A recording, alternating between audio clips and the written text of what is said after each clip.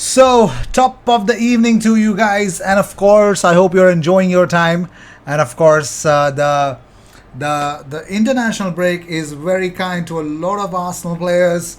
Most of them won, and most importantly, qualified for their respective international teams, qualified for the World Cup, and of course, many congratulations to a lot of them. We're going to discuss about them. Also, we're going to talk about Eduardo. Eduardo da Silva spoke about how Arsenal could have won the trophy in 2008. Everything else coming your way, so stay tuned and watch the video till the end. And if you seek daily Arsenal news, best place to be, consider subscribing is all I would want to say.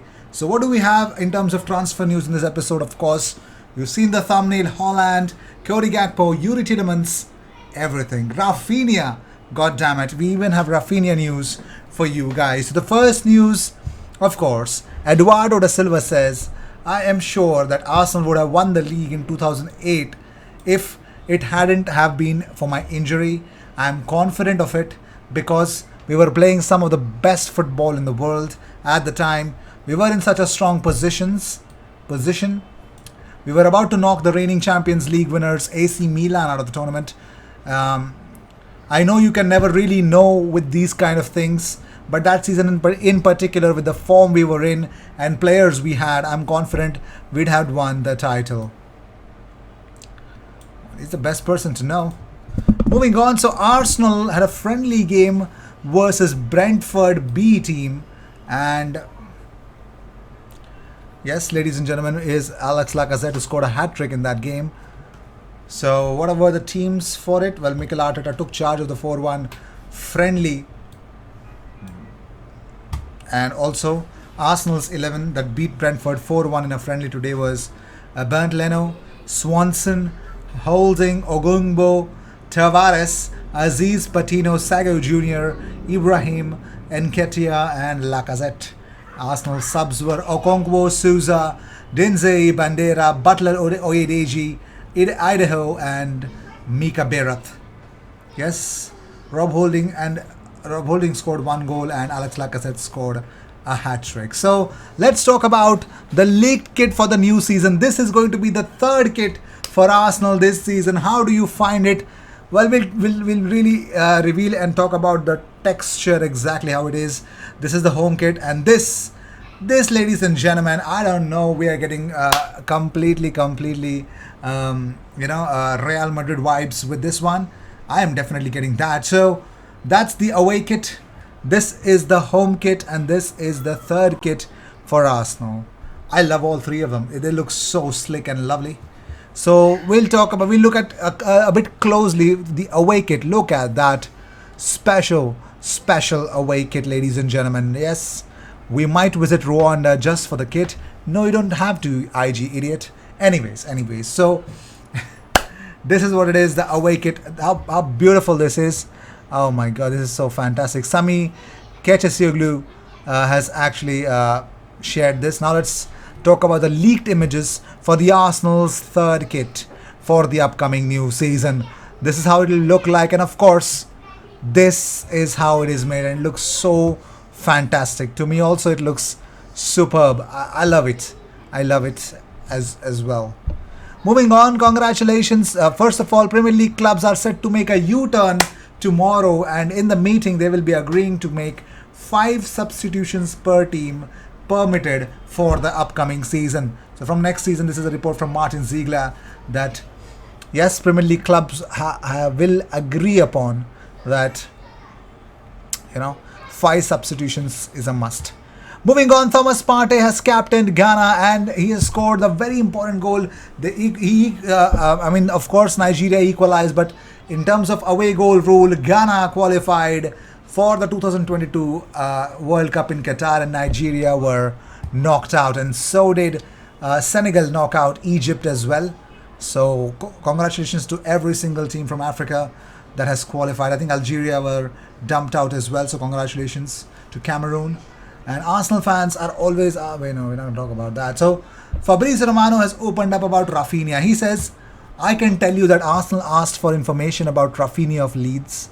Barcelona are leading the race for Rafinha, but they're looking for that kind of player So Gakpo is a player they're following. Also, Rafinha is a player they like. So Arsenal like Rafinha. They must be interested.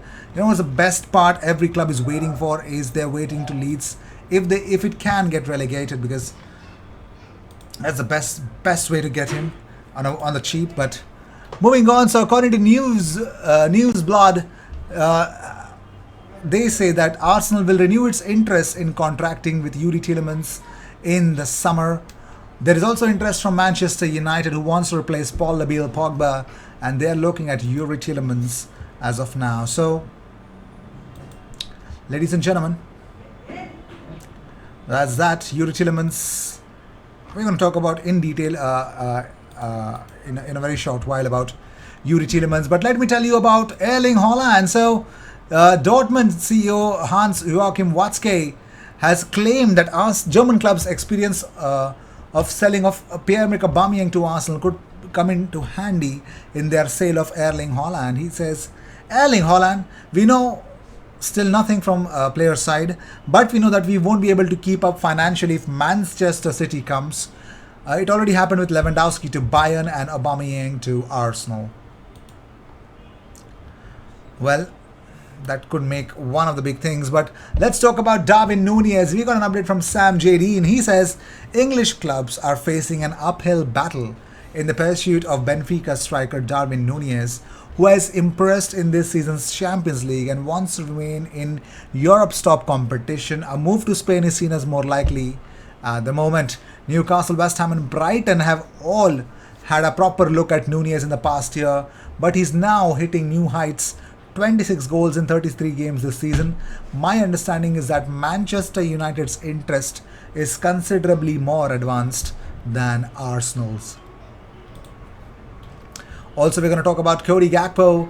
Couple of news. PSV legend predicts pricey Gakpo move. So, PSV icon Willy van de Kerkhoff has said Gakpo is worth the price. He says that's very simple, 50 million euros.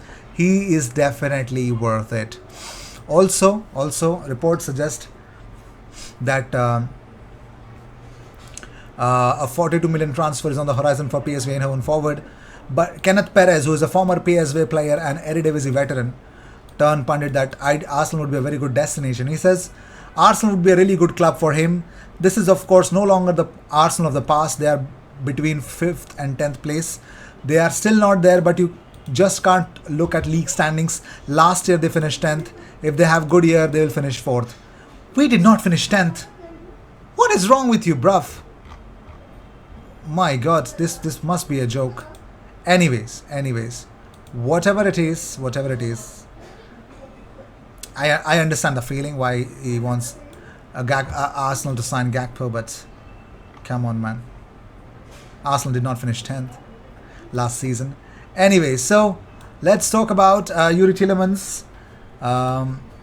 He has been told that Arsenal move would be very risky for him. The former Premier League star Felipe Albert has suggested that, it's wrong for him to move to Arsenal. He says, it's a nice compliment, of course, but I wonder if in the context of a summer market that will resemble the winter one, with only 3 months to go before the World Cup, a transfer to the prestigious club would be appropriate. In any case, it would be maximum risk in a context where the Van Aken threat could become clearer in the national team. Wait and see, as the English say. Whatever. Moving on, big transfer hint from Jet Spence. So, ladies and gentlemen, let's talk about it. So, Arsenal transfer target Jet Spence has revealed that he's eyeing a career in the Premier League. He says, I always want to push myself and play with the best players and best team. Of course, it's an ambition of mine to play in the Premier League. I try to stay level-headed. I don't read too much into it. At the end of the day, I'm just here to enjoy my football. I need to stay focused, have tunnel vision and play well on the pitch. So, it's pretty much clear he wants to play better on the pitch. We want to see him play better on the pitch, and that helps. So, Paulo Dybala is sending his agents to England so that they could negotiate a free transfer for him. So according to Sport Witness, Dybala has sent out representatives to help him find a new club, and one of them has been sent to England to negotiate a free transfer for him. So now any club would want to sign him. There will be a big competition. Well, if Arsenal want to sign him, it's going to be a very huge competition, but that's a bigger story. Will Arsenal go for him? Should Arsenal go for him? That's another thing that we need to discuss about it.